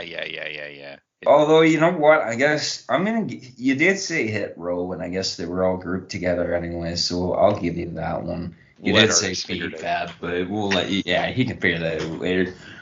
So your second grouping. All right, next 3 words. Blackjack, which I think is 1 word. Welcome. Yep. And money. Bradshaw. Yes, sir. And my hint was going to be HWL. I'm not sure if you were going to clue into that, but Blackjack, obviously, welcome because of that fucking promo that, well, not even a promo, but that scene that Will was talking about where he clotheslined the shit out of fucking Johnny Stamboli and said, "Welcome to Raw." Eric Bischoff said it just before he hit the clothesline. And then, of course, money. Welcome to Raw. That was such a good fucking man. Gave Eddie Guerrero's mother an actual heart attack. Fucking showed up actually on the Mexico-U.S. border. But that was legit. Yeah, that was amazing. That was amazing. They... him and Jerry Briscoe do a fucking podcast now. Oh, that would be brilliant. But and the reason that made me think of Jerry was because Conrad did a Something to Wrestle With 2 weeks ago where Bruce Pritchard wasn't available, so he did like a remix, but he had a brand new interview from Jerry about the Montreal Screwjob, which was very interesting. It's something I highly recommend checking out. Yeah, it was actually it brought some new kind of things that I didn't really know before about it. It was just really hard to hear them. All I've heard about the Montreal Screwjob, I've heard the many things that Cornette has had to say. Mm-hmm. I watched Dark Side of the Ring and seen all like the Kevin Nash and Scott Hall and like that side of it. Mm-hmm. Saying that Nash and Hall weren't there.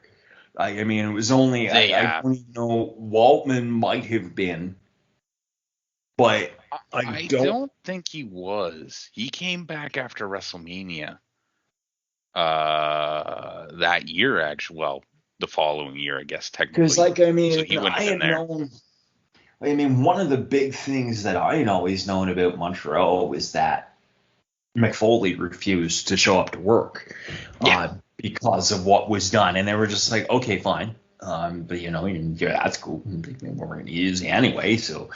that's right on. All right, so far we're at 2 apiece for this round, I guess. So that leaves us each with 1 more, yeah. Yeah.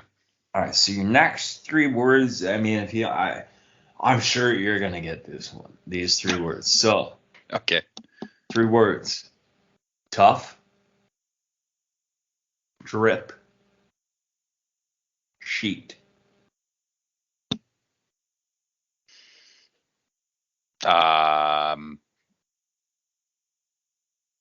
John Morrison.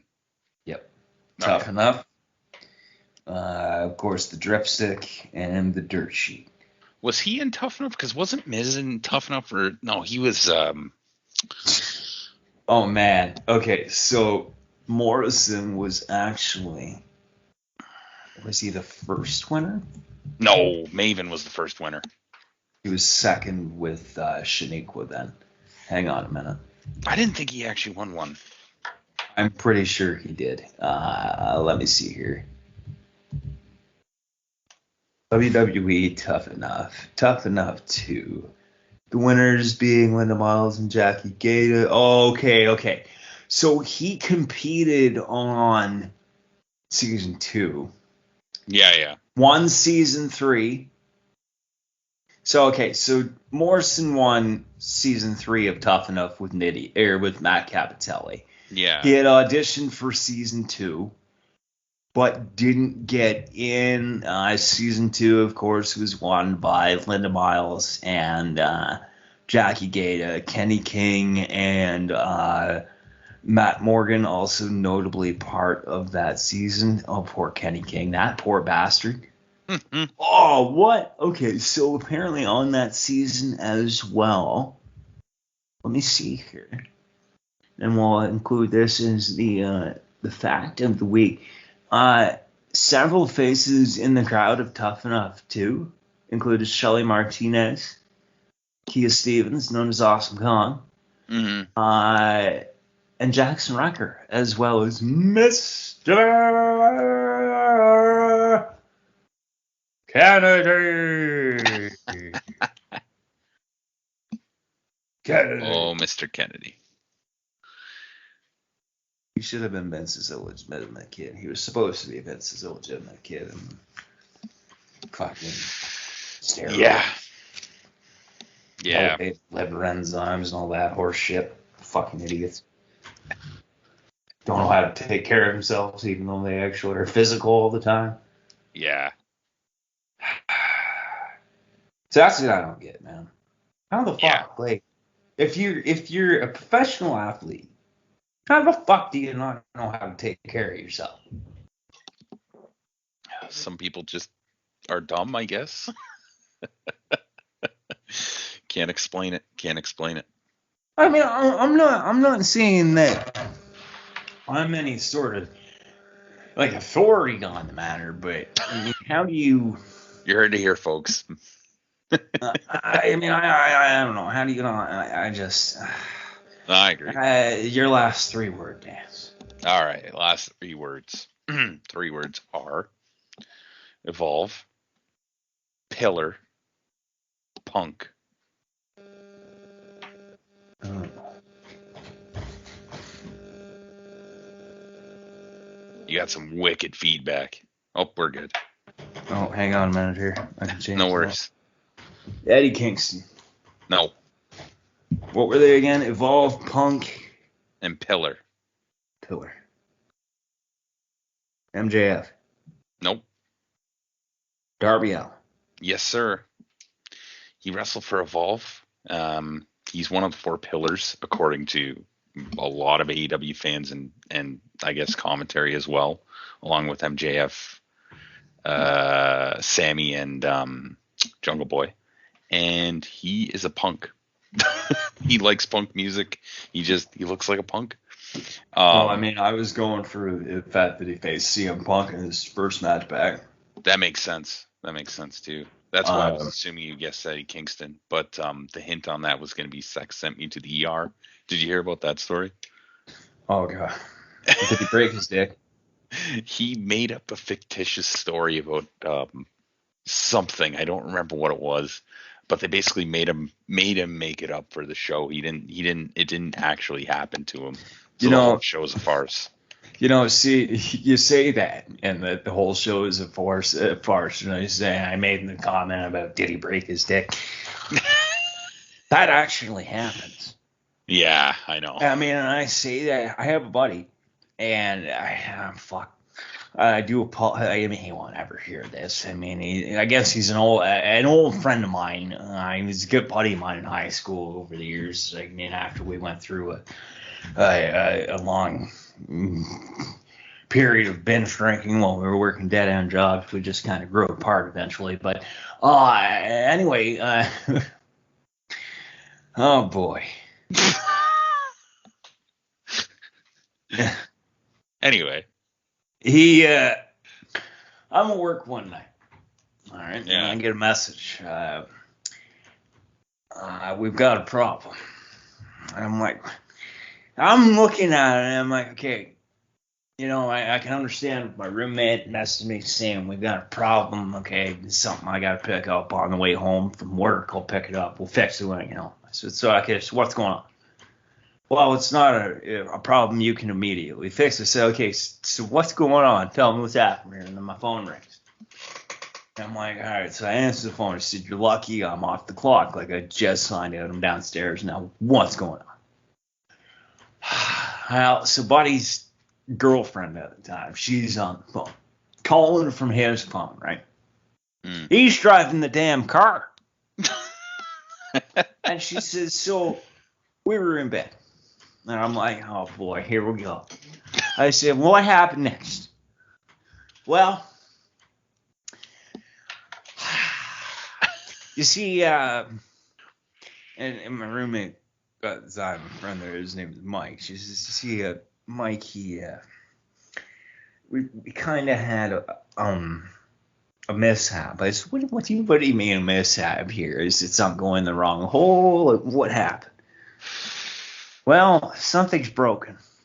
Something. And I stopped, right? Yeah. And I'm trying to do everything I can not to laugh because I knew. And I'm like, I said, you're going to have to give me a minute here. I hold the phone, face off, kill myself laughing. And I come back and I said, okay, what do you want me to do? And she says, well, we're on our way to pick you up at work. And I said, what do you mean you're on your way here? I said, why are you going to the hospital? Well, I was kind of hoping maybe you could explain what happened. And I'm like, okay, hold on a minute. So you're telling me that rather than not bother me at work or not take into consideration that I might have plans for after, I was planning on going out for drinks with a female coworker that was the object of my affection at the time, see. And so right. It's like, well, I was planning on going out for drinks with Amanda, but I guess I haven't heard from her. So, I guess, yeah, come pick me up. And it turns out she was in the backseat of the car. And while before the bedroom mishap happened, they were trying to plan a double date type deal that ended up being in the hospital parking lot. Fucking Right. morons. That's why I mentioned this. I've actually dealt with that before. That's so weird. So weird. So weird. Well, we each go up 3 points in 3-word dance this week. Sorry, artist, you didn't give us any sort of provisions as to what we might be able to do. Considering the circumstances, we'll give you 3 bonus points, even though it won't affect your total at all. Your total will go up by 3 for this episode. This is like, whose line is it anyway? You're just giving out points. Well, we're just winging it anyway, right? We're already through most of this. I think what was the other things we came up with? We still had to do questions, and we still got to do something else. You want trivia? Like a It trivia was born thing. this day. Yeah. Trivia. We just kind of did that with 3-word dance, didn't we? True. There's not a lot I could come up with trivia. We've been kind of trivial throughout. We're gonna give some vintage picks, classic serious stuff. I came up with a trivia thing. Okay, hit me. For you. Hit me. At Survivor Series 93, which 2 teams wrestled for the Smoky Mountain Tag Team Championship? Oh, hell. Okay, I do have a trivia question for you too, actually. Fair enough. But okay, so they obviously had a deal.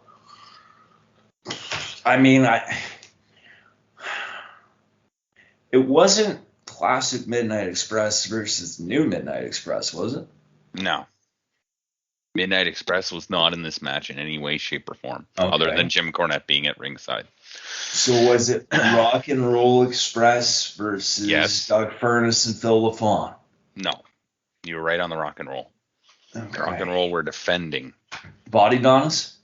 No. Body is in the name. bodies in the name. Yeah. The Heavenly Bodies? The Heavenly Bodies. Gigolo Jimmy Del Rey and Dr. Tom Pritchard. And is that because the Heavenly Bodies were under contract to Smoky Mountain at the time and were on loan to the WWF?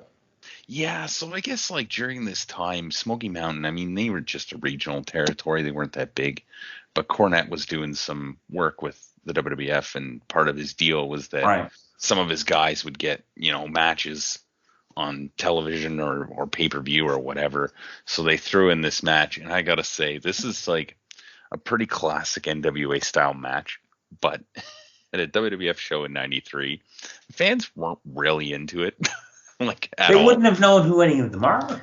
No, not at all. Unfortunately, and an interesting part of this match too, I found, was the whole night it was McMahon and Bobby Heenan on the call, and Jim Ross and Gorilla Monsoon were doing radio WWF. But for this match, they switched places. So Ross and Monsoon were on the call. Yeah, it was kind of cool. I don't know if it was because McMahon was like, what the hell am I going to say about a Rock and Roll Express, brother? Pal, or if it was just like him giving JR a chance. Because, I mean, JR, when he started his career, he was calling a lot of Rock and Roll Express matches, right? So he would know more about them, obviously, than anybody. So it was kind of a cool little thing, and it was a cool little match. But yeah, it's just it did not fit in this climate at the time. Well, I'm trying to think, because '93, and you put the Rock and Roll Express and the Heavenly Bodies in the middle of WWF pay-per-view, which I'm sure Bastion Booger and fucking Mantar and like that was like. Shawn Michaels would have still been with Sherry, yeah? No, I don't know. I think this was the one where he teamed with the Knights against the Hearts. Oh, fuck. Yeah. It's the like Red Rooster and fucking... with like Greg Valentine, and Terry Funk was supposed to do it, and then his horse got sick, so he went home. Oh, yeah. He went home because his horse was... He didn't want to put on the fucking costume. I honestly gotta say though, he didn't want to put on a costume, but like Hector Guerrero could have said he's not putting on the fucking turkey suit and preserved his legacy. They call them the Heavenly Bodies. I don't know if you've ever seen what Jimmy Del Rey looked like. They were sloppy. Jimmy Del Rey looks really sloppy. He Jimmy does not Del look like a Rey gigolo. looks like that dude that like he looks like the drummer from a 70s glam band that was banging all the groupies. Like he was like the intro guy. He was like the guy from T-Rex. It was like, what's up? A 70s glam band 20 years later. Like, I mean, like, there was nothing heavenly about that. No, even Tom Pritchard was okay, but... That mustache had nothing on Ron Jeremy. Well, that's true. That's true. But I mean, he's going through some shit now too. I mean, the only trivia question I could come up with, I mean, the other one's gonna be the other one we already went over in the 3-word dance. So, what year did Raw versus SmackDown first take place? At 2005. Damn it! Yeah, I didn't even finish the question, and you got me on that. Damn it! Yeah, that was the year Eddie died. Eddie was supposed to be in that match. Yeah.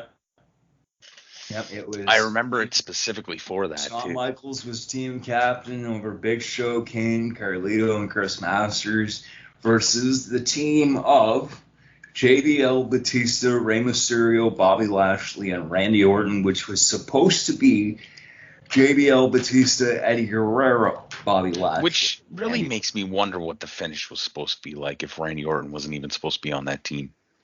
Well, no, Orton was supposed to be on the team. Mysterio replaced Guerrero. So, because Guerrero beat Orton for the spot, didn't he? Oh, no, you're right. Yeah. So it would have been something with Guerrero and Shawn then. Unless they were going to put Orton on the team anyway, which maybe they were. Well, I mean, what I know the plan was out of that Survivor Series match, besides the stuff with Randy and Undertaker, was that Shawn and Guerrero were supposed to plant the seed for their interpromotional match at 22. Basically, one of them was going to get one over on the other, leading to the other causing the other's Royal Rumble elimination. And that would have been the two catalysts to lead to the two versus each other at WrestleMania 22. Is what I've always come to understand, is that, and that's how they were going to do it. That match, too. That match would have been so good. To think that we were that close to getting Guerrero versus Shawn Michaels, like, are you kidding me? And even, like, they could have brought in Sherry and had her be Mamacita, and, like, Shawn being like, no, like, but this doesn't work this way, Sherry. Like, you can't. Mamacita. Eddie could have been Sherry's poppy. Shawn, be my puppy. No! But you think I'm cute. I mean, oh yeah, that was 22. We got Angle and Shawn the year before. Yeah, Angle and Shawn was 21. Yes. Yeah, when he brought in Sherry and Jannetty. Got Jannetty his job back, and then he got fired again. I remember that Kurt Angle. Didn't he and Michaels take up during that run too once? Marty Jannetty and Shawn Michaels? Yeah, they united as the Rockers to take on La Resistance. Yeah. Because La Resistance was like, oh, Marty, you don't have it anymore. And he's like, well, what if I find a tag partner? And they're like, who are you going to find as a tag team partner? And then the Rockers music and Echo fucking shot. Stupidest question of all time. Are you literally retarded? It would have been better if you brought out Leif Cassidy, though. The Rockers, and everybody's just like, what the hell is Al Snow doing here? And why is he not Al Snow? Who the hell's Leif Cassidy? What does everybody want? Oh, man. All right. So, Leif Cassidy, that one's a hard to find kind of detail. Now, speaking of hard to find, another one of our sponsors here at the three-way dance. Normally, three-way dance, of course, for this week and for possibly the next couple weeks while I'm on vacation.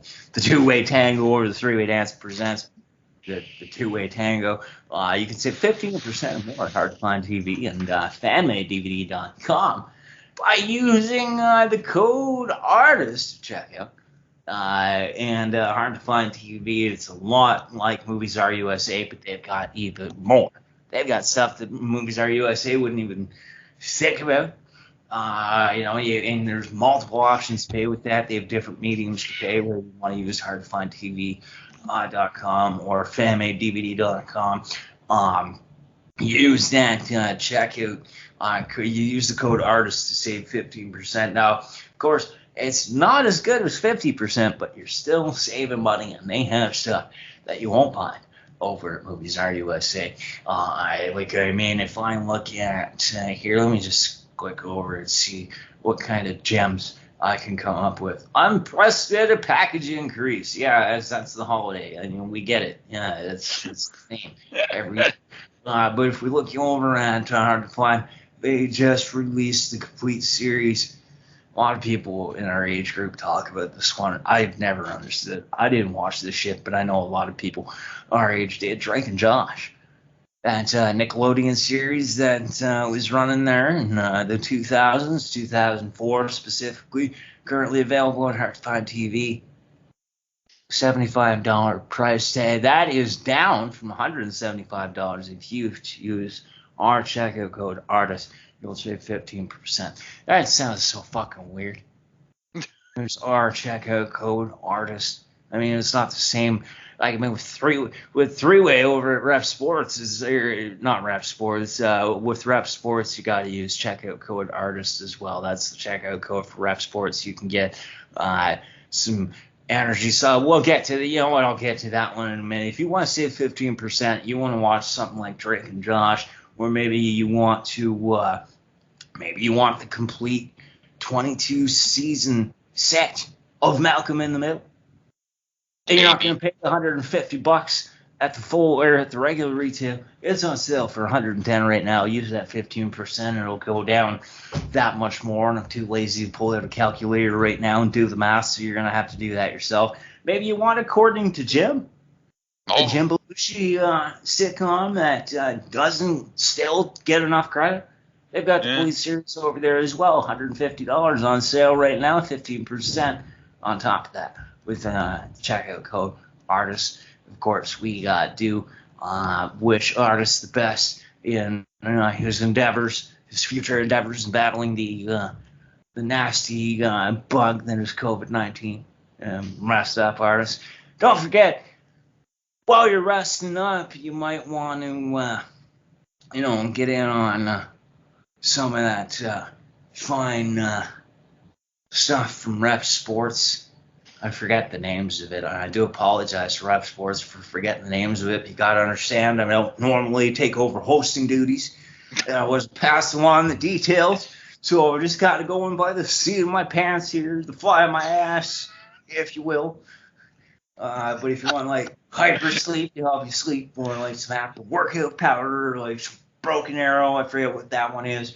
I know that there's a bunch of different things that'll help you out. Some of it's clear fluids. Artists, I'm sure it'll help you out as well. You can save money on your own promo code, dude. So and that goes for any of you too. Go to repsports.com and you check it out. You can also get a free raised pack, which I understand. That free raised pack, I understand, still includes one of the staple flavors that we've actually never fucking tried, but we hype it up all the time. That's not true. That's not true. Oh, you did try it? Yes, we all tried it, remember? Look, I'm going to be honest. I haven't. I tried the other one. I tried Broken Arrow. That was all right. It wasn't like the John Travolta movie like I was expecting, so, what's that flavor again? It's fruity, delicious. It's very fruity and it's delicious, but you're on such a roll. I'm going to let you do it this week. Well, I see, now I'm flabbergasted. That's how fruity delicious it is. And so absolutely out of this world, cream of the crop over the top it is. It's that damn Galaxy Burst supposed to taste. It tastes like strawberry Starburst, that pink one they never want to give up. They only have 2 in the tube of Starburst, maybe even 1. Or if you're really unlucky, you're just gonna get that old pack of orange, and you have to go back in and be like, "What the fuck? I didn't get any pink Starburst." Power moves for you, but you get in on the fun. Save 15% by using checkout code artist for Rexport. 50% by using checkout code artist for hardtofindtv.com, fanmadtv.com. Remember, for those ones, if you don't have it, or if they don't have it, you don't need it. I mean, if they've got, according to Jim and Drake and Josh, man, I mean, nobody has those. I mean, that's what makes Hard to Find TV and Fan-Made DVD so great. They have such obscure shows that you don't even have to even think about it. You just go to the website. It's right there for you. You don't even have to think about it. You don't have to stress yourself out even more after the nonstop fuckery of the past 20 months worldwide. You don't have to worry about going to Amazon Prime and thinking, I'm going to search for According to Jim and pay $15.99 for one episode of season 3. No, you can save all the money and get them all at hardtofindtv.com. And Rough Sports as well. I mean, if once you're all finished being hyped up from all the shenanigans over at the movie stuff, and you're waiting for your TV shows to come in the mail, you get some hyper sleep, calm you down. You can go into the next day without any worry until you wake up and realize you need some of that Galaxy Burst to perk you up and burst into the day. I am going to start a petition to get you to do all the advertisements for every episode from now on. Look, man, this is all just been the most entertaining ads. Like I said, we're going to sound like we're an offshoot or like trying to imitate people or... I mean, again, there's been nothing about this, folks, that has been scripted or previously rehearsed. I mean, when we're kind of we got the news yesterday evening that artists had gone down to the urgent care center, and we were hoping that it wasn't going to be the big C, and then it turned out to be the COVID, and well, here we are. So let's see here. We've run through the news. We've done the sponsor bits somehow. I got three births. Sorry, what? Three births on this day. So are we talking November 23rd or are we talking November 24th? We're talking. Oh shit! I didn't think of that. I was confused, and I went with the 24th versus the 20. I think. See, now I have to find it. I did the 23rd. Okay, well, the birthdays on the 23rd. Actually, this is funny. We're calling this Born This Day, right? So, Born This Day in November the 23rd in whatever year. All right, go ahead. All right. I don't know if I could follow what you've been doing so far, but I'll try. All right. So the first birth, and there's more than three. It's just these are the only three that I think I know of. And I think most of the people listening, these are the only three that they'll know of potentially. But the first one, born on November 23rd, 1928, from Edmonton, Alberta, Canada, former NWA World Heavyweight Champion, AWA World Heavyweight Champion, Gene Kanitsky, who unfortunately died in April on 2010. That's 11 years ago. Dang. Yeah. From cancer, unfortunately. Great heel. It's a guy that I would love to see a little bit more of. It's just hard because he started wrestling before television was a big thing. So it's hard to find matches with him, but he's one that I've always been interested in checking out for sure. Second birth is one that we'll probably be a little bit more familiar with.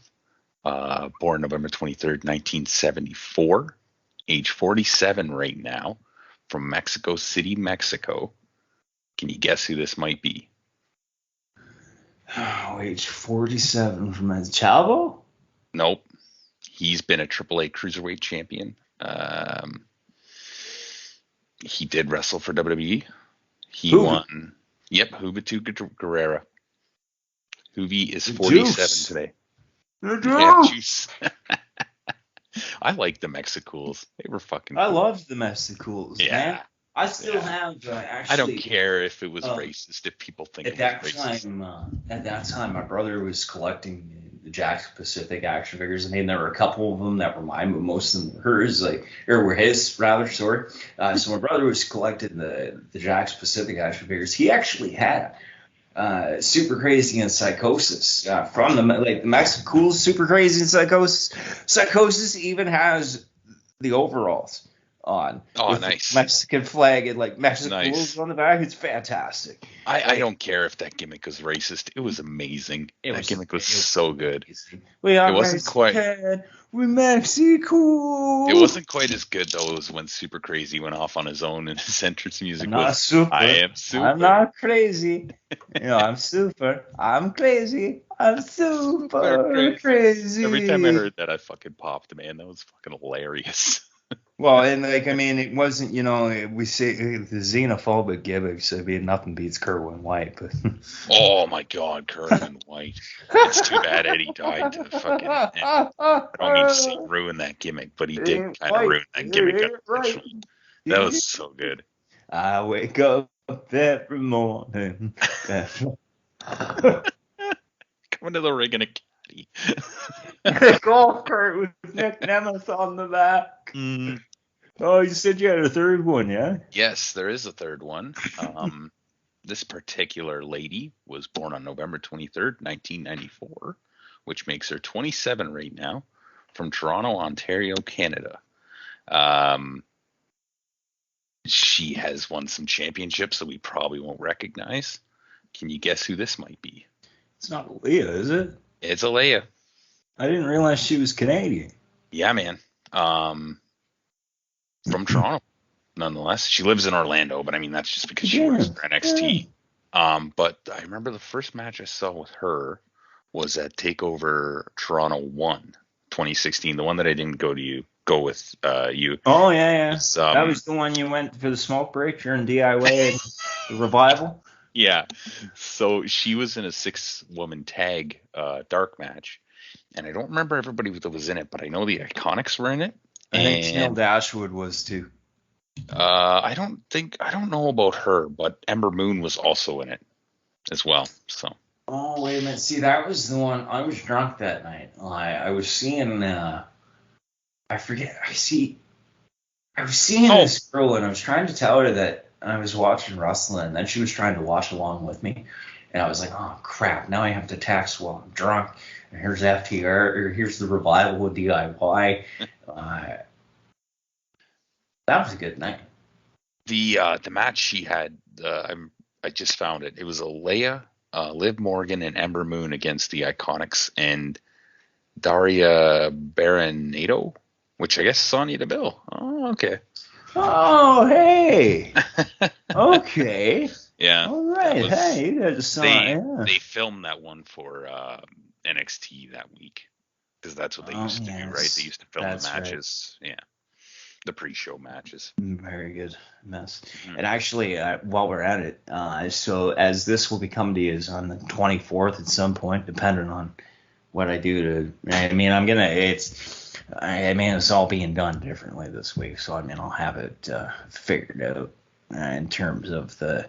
Oh, wow, okay. But yeah, no, I'll have it figured out in terms of recording, but this will be coming to you on the 24th. So we've got on the 23rd birthdays, November 24th, 1980 was the birthday of the one and only Glamazon, current NXT commentator, wife, and baby mama to Adam Hedge Copeland, Beth Phoenix, who once actually pitched a storyline to, I believe it was John Laurinaitis, to be Brock Lesnar's storyline daughter.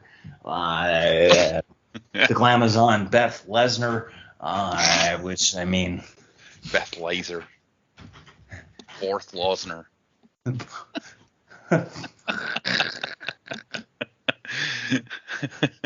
mean, if anybody has seen Brock Lesnar's daughter, I mean...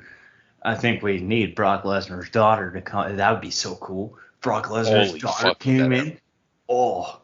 Triple H. So when Aurora Rose Helmsly debuts, okay.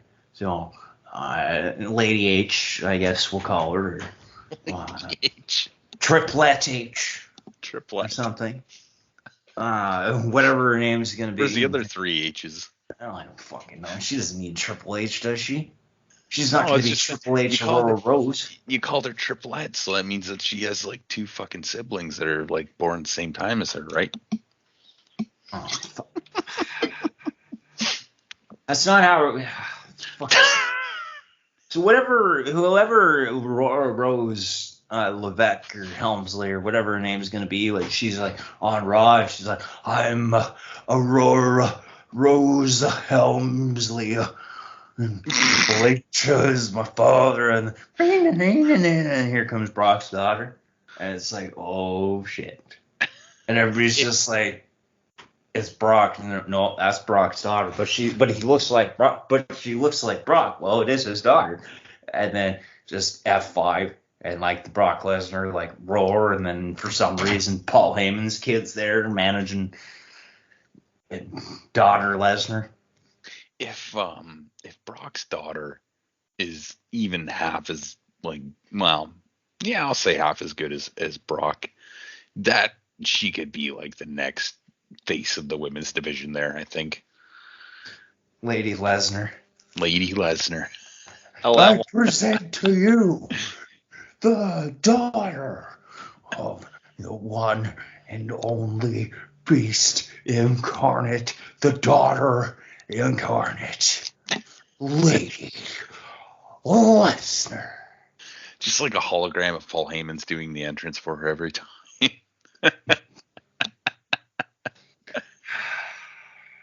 What do we have left? it depends what you actually want to do. I mean, I wrote down my favorite Survivor Series team match and my favorite other Survivor Series match, but at the same time, we've talked about these before. Feedback. Okay, there we go. There. So for vintage picks here, like, I mean, my favorite team match is Team Raw and SmackDown in 05. Alternate to that, like, just regular Survivor Series match, not a team match or anything, just on the bill.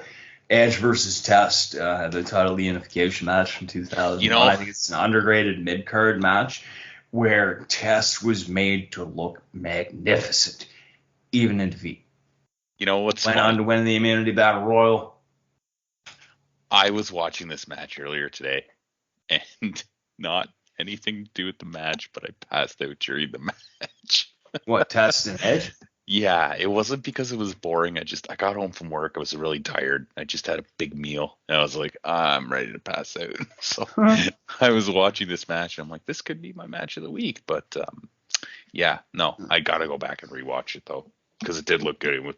It interested me a lot. For sure. Okay, so what are your Survivor Series vintage picks?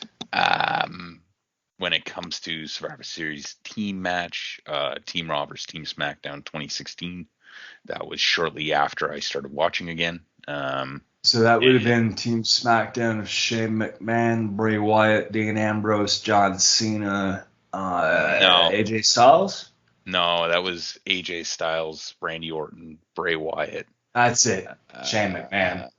Dean Ambrose and Shane McMahon, yeah. That's against, right. Roman Reigns, Seth Rollins. Yeah. Kevin Owens, Chris Jericho. Yeah. Braun Strowman. That's it. Yeah. And then other match, I think I mentioned this as my vintage pick of the week a couple weeks ago, but Steve Austin versus Bret Hart at 96 was a fucking phenomenal match. Very nice. Very nice.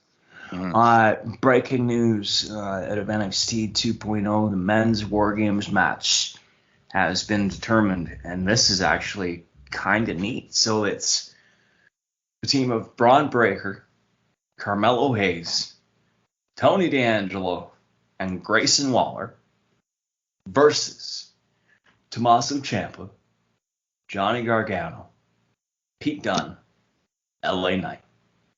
Huh. The old guard versus the new guard. So, yeah, old school versus new school. This is strange. Because they've mingled all the faces and heels together on both teams. Oh. Because Tony D'Angelo is face, Ron Breaker's face, Carmelo Hayes is heel. LA Knight's heel, Grayson Waller's face, Tommaso Ciampa's tweener, Johnny Gargano's face, Pete Dunne is heel. Yeah, we're not watching that, are we? I guess we're not, because you're not gonna be back by then. Well, I'm not. Yeah, I won't be back. And I'm gonna. I mean, I don't know. Who knows what you guys will do? That's December 5th. Yeah, December 5th. Roderick Strong will defend the Cruiserweight Championship versus Joe Gacy. Joe Gacy's a Cruiserweight? Apparently. NXT titles will be online at It says he's 245 pounds. Hold on. NXT Tag Team titles will also be on the line at War Games. Legado del Fantasmas, Raul Mendoza and Joaquin Wilde versus Kyle O'Reilly and Von Wagner, with the winners challenging Marcel Barthel, Fabian Aichner of Imperium for the South. Fuck's sakes. So NXT War Games could just be NXT TakeOver War Games 3, but that's, Vince had to dip his toes into it, I guess. So does that leave us with questions to take now? To wrap I think so. Okay. All right, so now I don't know, I think, because we were discussing this before we hit record. Let me see here, because there are some of us. Vince and Janet's questions we'll save, because those are for the three of us. We've talked about Hit Row. Andrew asked, you guys think even more releases are on the way? Yes. Nikki Cross, I think, will be part of that. I mean, a couple of the cruiserweights, probably a couple NXT guys. I'm waiting for them to release me, and I'm not even hired. Well, I mean, when they release him at Man.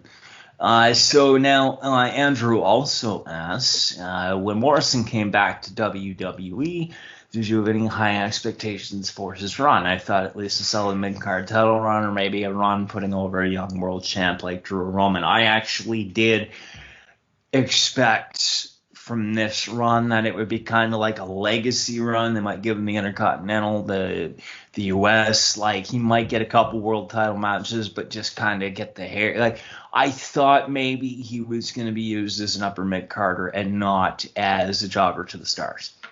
He would have worked really well in NXT when he came back. Oh, that too. Yeah, I thought that too. I don't know if I would have put the belt on him, but like he definitely would have been like in the mix for sure. Johnny take over Morrison.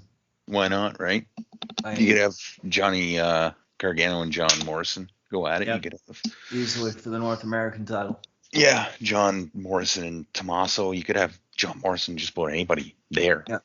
You could have fed him the cross if you wanted to. Like, and you got to think Morrison was also used to help Bad Bunny.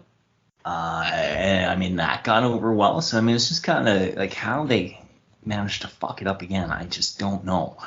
Movie fan 65738 asks, who's someone in the Hall of Fame you wish, or who's someone that I guess should be in the Hall of Fame you wish to be in but isn't? Someone that's not in the WWE Hall of Fame that should be.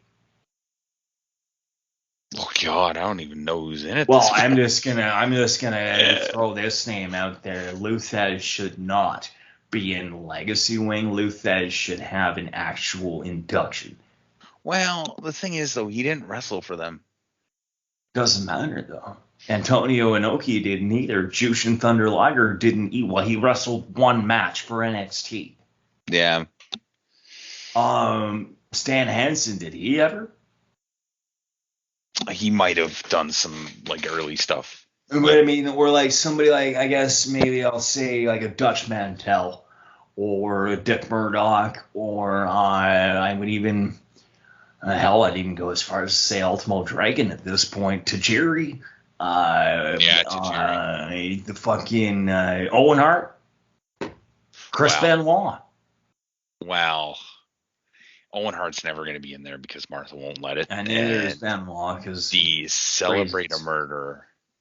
Okay, but if we're celebrating sports entertainment, he didn't murder his family within sports entertainment. Well, I guess he kind of did. Fuck. All right. Yeah, you gotta. Well, there. The problem is like anytime you bring that name up, that's what people think of. No, right? Yeah, you're right. He made national news. What about you though? Like you, is someone who's not in the Hall of Fame you wish was in? I'd agree with Tajiri. Is William Regal in the Hall of Fame? I don't think he is. No. Oh, William Regal's another one. For sure, right? I would agree with Regal too, yeah, for sure. Goldust. Goldust, yeah. Mysterio. Yeah. I know he's still kind of wrestling, but I wouldn't. Yeah, but so was Kane when he went in, so. Yeah. I mean, Edge is wrestling more than he has in 10 years, and he's in. Goldberg is wrestling, unfortunately. Taker. Fuck. The Undertaker. Yeah. That'd be a good one. I'm surprised they didn't put him in already, to be honest with you. COVID regulations, they didn't want to have a small crowd for his. Well, that's the one you got to wait out for, right? Like he'll be going this year because it's in Texas. It's the big wrestling stadium. He'll be going in this year. Yeah. Movie fan 65738 also asks, what's the best Hunter Hurst Helmsly match? Being that Hunter Hurst Helmsley, so best Hunter Hurst Helmsley match during that gimmick, I'm going to be honest, I couldn't name. I mean, Ultimate Warrior, when he beat Ultimate Warrior in his return, I guess. When Ultimate Warrior beat him? When Ultimate Warrior beat him. God, I mean, I don't remember other Hunter Hurst Helmsley matches. I mean, he had feuds with Owen Hart. He feuded with Mick Foley. He feuded with Goldust. I honestly would probably say that he had a match with, I think it was Mankind at a SummerSlam in a steel cage. Yeah, you might be right. Pretty fucking good. It was good. Yeah. I think I know which one you mean. And it depends, like, when you consider he became Triple H, because, I mean, he had a match at WrestleMania 15 against Kane where he was still kind of Hunter Hurst Helmsley. I don't know if I'd say that was my favorite match, but it depends, like, where you draw that line, I guess. You draw his final heel turn in the Stephanie McMahon Helmsley era, or the McMahon Helmsley era, as, you know, the time when he became Triple H, or, like, how do you define that? I don't know. Yeah, but I would probably say Mankind and Triple H. Okay, yeah, I'll go with that as well, simply because I can't name one. Like, I just don't know. Now, Vincent Jan's question of which one of you guys is the nicest and is the least nice, we'll save that. Tony Dingle. And Vincent Jan also asks which one of you is most likely to leave the podcast first, which one of you three is most likely to be taken advantage of. So we'll save your questions, Vincent. His artist isn't here, but we'll save those for our next three-way dance, which will be towards it'll be the week of December 19th. We are probably not going to remember those questions then. Oh, we'll figure it out. We'll figure it out later. All right. Now, we'll try to remember.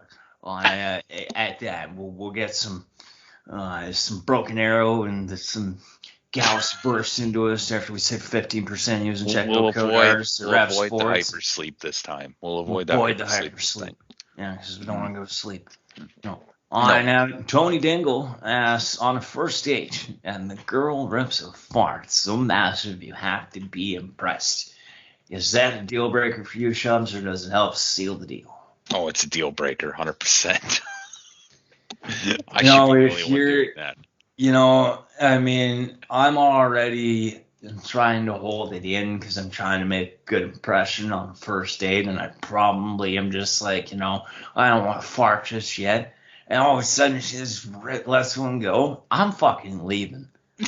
I'm sorry. I know everybody has their own brand. I know sometimes it's better out than in. But, like, you're trying to make a good impression. I'm the dude, and I'm already trying to hold it in. And now you've cleared out a public vicinity? Nah, sorry. I'm gone, too. You're gutting the check. Now, I do have an interesting story of a guy I used to work with said that he was going down on a girl once. Oh, no. And she did the fart from the other direction. I'm pretty sure he said he called her a effing bitch or something like that, and then just walked out. So basically you're telling me that he got queefed on. Yep. And bailed. Yeah. That was that. I don't know if I blame him. I don't know if calling her a fucking bitch was probably, like, necessary, but I don't know if I blame him for leaving. I probably would too. I'm done. See, there's I probably would too me, but then there's the other side of me that has stayed throughout that. Oh, gross. Gotta be pretty good. Be pretty good. And Tony Dingle also asked, what's a chocolate sandwich? Well, that depends, really. If we're talking about what is edible, well, you could look at it as a s'more. For instance, you're putting the chocolate between the graham crackers. You could look at it as Nutella on bread. Nutella and peanut butter, apparently people do. I don't, because I would die. I think he's referring to something I was talking about last week where the Dutch like chocolate sandwiches, and yeah, it's basically Nutella on bread. It's kind of gross. Yeah, see, and then there's also, I mean, if you want to get into the dirty side of things, I suppose you could consider putting the tongue in the old number 2 hole there. That's gross. That's a sandwich. That is gross. That's not a sandwich. Well, you put two buns between it? You're putting a tongue between 2 buns. You're putting I guess 2 buns to get the seasoning. The buns. Yeah, I didn't think of that. The seasoning. I mean, I hope there's not a lot because I hope that's clean. That's disgusting. Everybody likes their own brand, but just make sure it's hygienic. You don't want to be getting There was another question about Kyle Rittenhouse, but we won't touch on that as that is polarizing enough, and I could go into many different things about that, but as Canadians, we're not really well suited to discuss that in a forum without an American presence. So with that, I guess that wraps up the questions. Now, the way this episode is going to go up, it's going to rate as the Three-Way Dance Presents, but it's going to go up in the same place on ArtistVersion1's channel. I'm going to figure out how to do that. I'll probably be working on that tomorrow morning because tonight's just going to give me a headache if I try and do it. So I'll get that done in the morning, and then the episode will premiere sometime during the day. I guess for the first edition of the Two-Way Tango, or the Three-Way Dance Presents the Impromptu Two-Way Tango, where we bullshit our way through 2 hours. We made it 2 hours. Yeah, we did. Made it 2 hours. Wow. All right. We spent an hour on news. But we also had really seamless transitions into our promo bits. We sure did. Bursted into the promo bits, if you will. A galaxy burst. We galaxy bursted into it. Make it hard to find anyone else that can do something like that. Hard to find TV. You can save 15% by using checkout code artist. Don't forget, Movies Are USA. Getting on that new Tom Hanks movie without having to pay for an Apple TV subscription. Go on ahead. MoviesAreUSA.net. Save 50%. Check out your three-way. I can't even. Promo code three-way at checkout. Wow. Probably a good thing we're getting ready to wrap up. Sorry. So I guess on behalf of all of us from Three-Way Dance and for the Three-Way Dance Presents the Two-Way Tango, I have been Nick. He's been Shubs. And I guess until either the holiday break is done or if you guys do the Two-Way Tango, be breezy. You know something? I'm actually going to be the longest reigning in this podcast. Ain't that some shit? Anyway, once again, be breezy.